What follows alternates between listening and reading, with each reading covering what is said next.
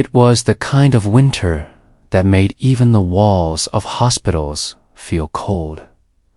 where each breath outside formed into tiny ghosts of sorrow, and inside, the corridors echoed not just with footsteps, but with quiet prayers and ticking clocks marking moments that changed lives forever. In one such corner of a rundown city hospital, where the paint peeled like shedding memories and the heating only worked when it wanted to, a young nurse named Maria moved like a silent guardian angel,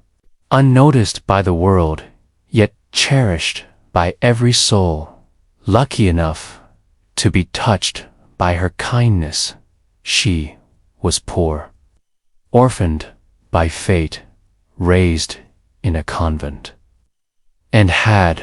only one possession from her childhood, a worn-out cloth doll with a crooked smile and one missing button eye, which she kept wrapped in a little shawl inside her locker. Not because it had any value, but because it was the only thing that had ever loved her back during her own nights of fever, fear, and abandonment. Maria's days were long, her nights longer,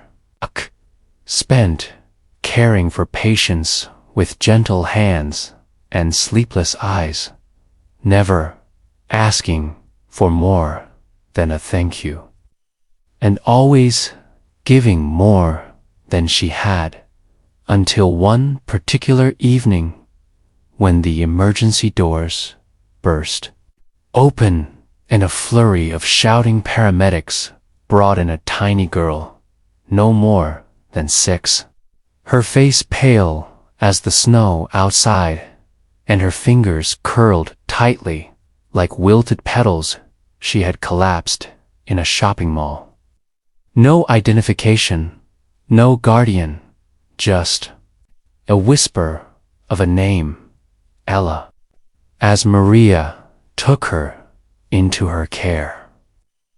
monitoring her fever and holding her trembling hand through the seizures.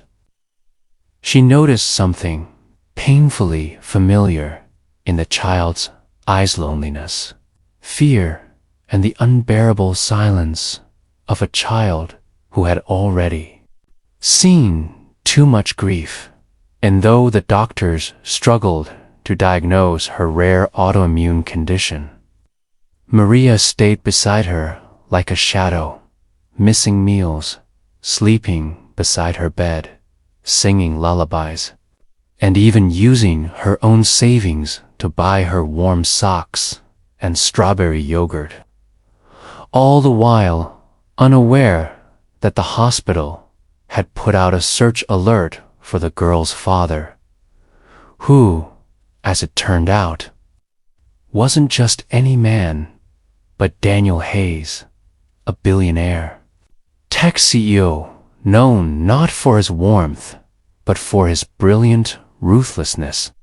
a man whose wife had died in childbirth and who had buried himself in empires and profit, believing that love made a man weak. So he kept Ella shielded behind bodyguards, tutors, and glass mansions until one dreadful moment when she vanished during a charity event, sending his world into a tailspin. Daniel stormed into the hospital with an army of security and legal advisors, his suit sharp, his eyes sharper, demanding to know who had allowed his daughter to be admitted without immediate VIP transfer. But he was stopped cold in his tracks when he walked into the pediatric ward and saw his usually silent daughter smiling, truly smiling, as Maria showed her how to sew a button on a cloth doll's missing eye. And in that split second, Daniel's world collapsed like paper in rain, because he realized that the warmth he'd been too proud to give his daughter had come from a woman with nothing but a doll. A smile and a heart big enough to love a dying child, not her own. When Maria noticed him, she instinctively stood between him and Ella,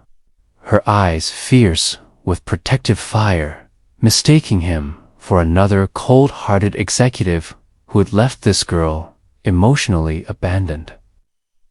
But before she could speak, Ella whispered, "Papa," and Daniel, swallowing a lifetime of guilt, knelt down and kissed his daughter's forehead with tears.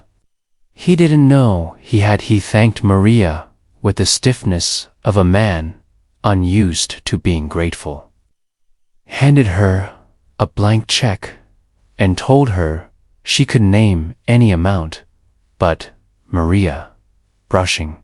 back her loose hair with trembling fingers, simply smiled and said, "She gave me back something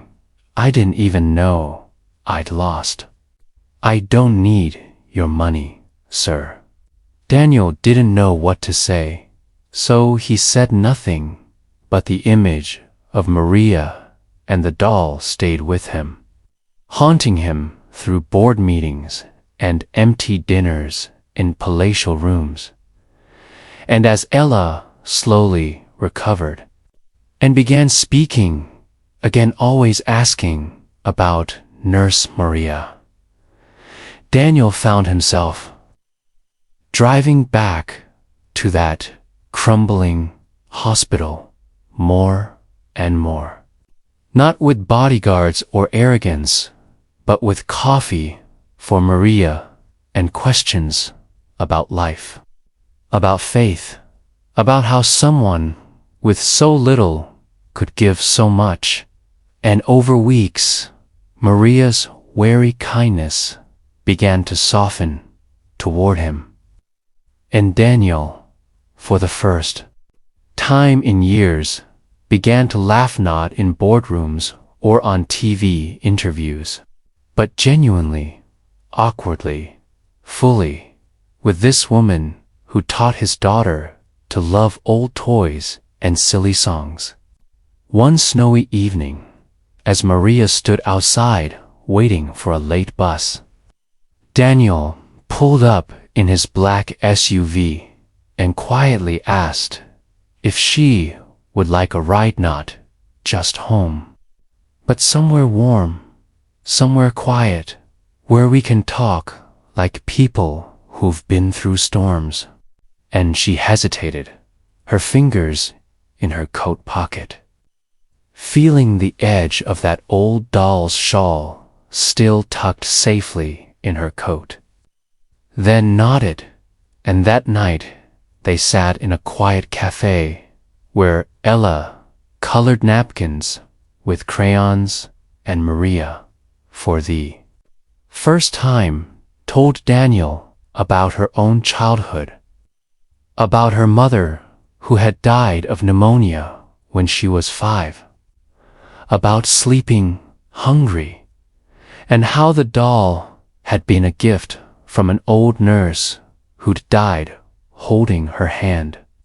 Daniel listened like a man starving for something deeper than applause or power, and before the night ended,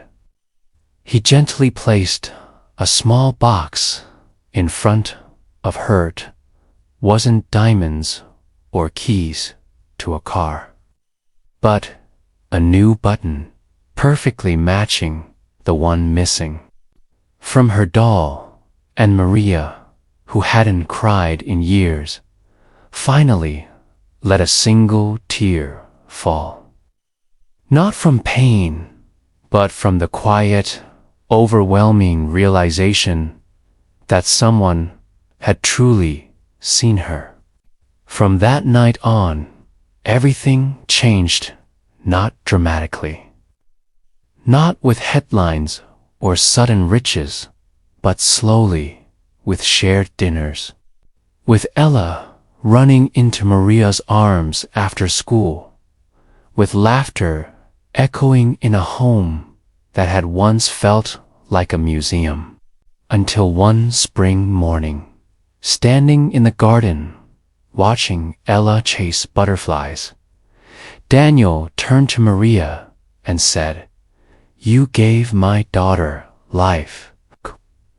And somehow, you gave me mine, too. Would you let me spend the rest of my life trying to give you even a fraction of what you gave us?" Maria, speechless, could only nod, her hand trembling as he slid a tiny golden ring onto her finger. And months later, in a small ceremony, attended only by hospital staff, street kids Maria had once fed, and Ella holding both their hands, they were married, not as a CEO and a nurse, not as rich and poor, but as three broken hearts that had somehow become whole in each other's presence. The doll, now with two matching button eyes, sat in a glass frame above their mantel, a quiet reminder that sometimes the smallest act of kindness a doll, given in a moment of compassion, can ripple through the world and return with a love so great it rewrites destinies, heals the deepest wounds, and proves that true wealth is not measured in bank accounts, but in how deeply one soul can touch another. And for every tear Maria had once cried in silence, for every sleepless night spent in service to strangers, for every moment she had felt invisible, the universe had answered in full, not with gold or glory, but with a family born not of blood, but of miracles, and a home filled with laughter, healing, and the unshakable truth that when you give from the heart, even the smallest gift can become the seed of an unimaginable future.